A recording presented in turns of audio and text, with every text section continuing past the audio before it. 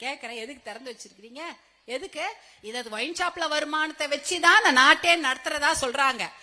அப்ப 5 லட்சம் கோடி ரூபாய் கடன் வாங்கி இருக்கிறாங்க. 5 லட்சம் கோடி கடன் வாங்கி தமிழ்நாட்டு தலையில எல்லார் மேலயும் கடன் இருக்குது. யார் அடைக்க போறா? அது அரசாங்கம் அடைக்குமா? எப்படி அடைக்க? 5 லட்சம் கோடி கடனை உங்க தலையில தான் போடுவாங்க. என்ன?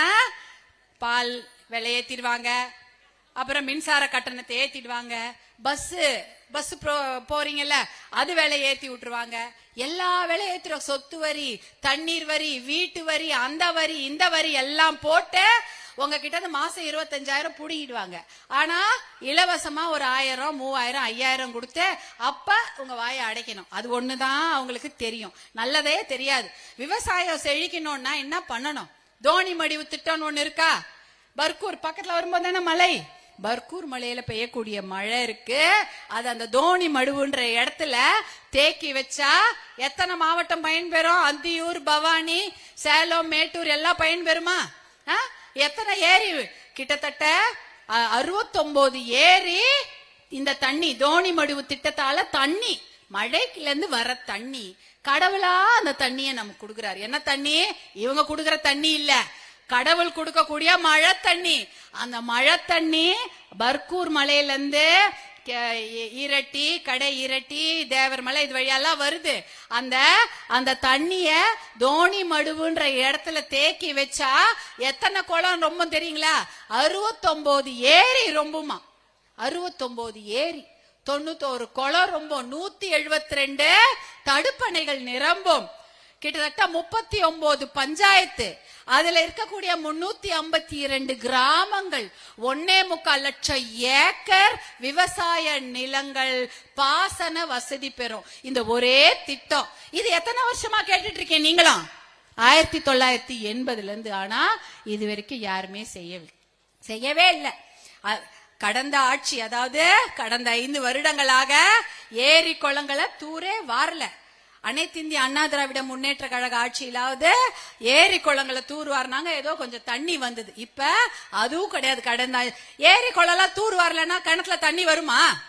ஏரி குளம் தூர்வாரினா தான் அந்த வரத்து வாய்க்கால் எல்லாம் தண்ணி நிரம்பி அது கீழே நிலத்தடி நீரா வரும். உங்க வீட்டு கிணத்துல தண்ணி இருக்குமா? அந்த தண்ணி இருந்தா விவசாயம் நல்லா இருக்குமா? மஞ்சக்கிழங்கு விவசாயம் வச்சுக்கலாம். இப்ப வெற்றிலையே இல்லங்கிறாங்க. வெத்திலை, அந்தியூர் வெத்திலைக்கே ரொம்ப கம்மியா தான் விளைவிக்குதுன்றாங்க. அப்ப நம்ம அடையாளங்கள்லாம் கொஞ்சம் கொஞ்சமா அழிஞ்சிட்டு இருக்கா இல்லையா? வெத்தலையே இல்ல, அப்புறம் என்ன சொல்லுவீங்க? அந்தியூர் வெத்தலை எப்ப காமிப்பீங்க உங்க பசங்களுக்கு?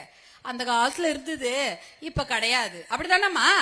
அப்பெல்லாம் எத்தனையோ விதமான அரிசி பயிர் பண்ணமா, எத்தனை விதமான அரிசி பயிர் பண்ணிருப்போம். இன்னைக்கு அந்த விதமான அரிசி எல்லாம் இருக்கா?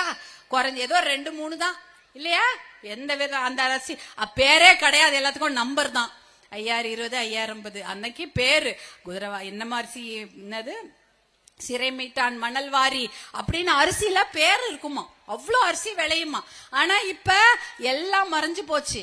எல்லாமே ஒரு 4-5 விதமான அரிசி தான் எல்லாம் பயிர் பண்றாங்க, அரிசியே கிடையாது, ரொம்ப கம்மி. அப்ப அந்த வெத்தலைக்கும் அந்த கதி. அப்ப நம்முடைய அடையாளம் என்னது? நம்ம ஊருடைய அடையாளம் அந்த வெத்தலை, அந்த மஞ்சக்கிழங்கு, அந்த விதமான அரிசி.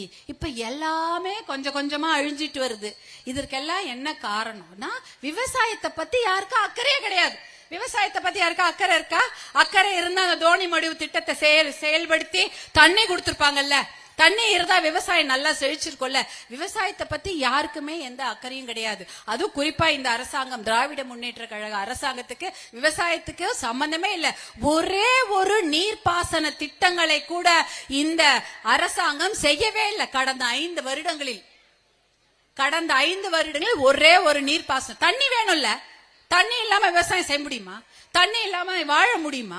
குடிக்கிறதுக்கு தண்ணி வேணும், விவசாயம் செய்யறதுக்கு தண்ணி வேணும், ஆடு மாடுக்கு தண்ணி வேணும், எல்லாத்துக்கும் தண்ணி வேணும். அந்த தண்ணீர் திட்டம் ஒண்ணு கூட நிறைவேற்றவில்லை. தோணி மடிவு திட்டத்தை நிறைவேற்றுவோம்னு வாக்குறுதி மட்டும் அவங்க தேர்தல் அறிக்கையில இருக்கு. ஆனா அந்த வாக்குறுதியை நிறைவேற்றவே இல்லை. இதுதான் இவங்க பண்ணிருக்கிறாங்க.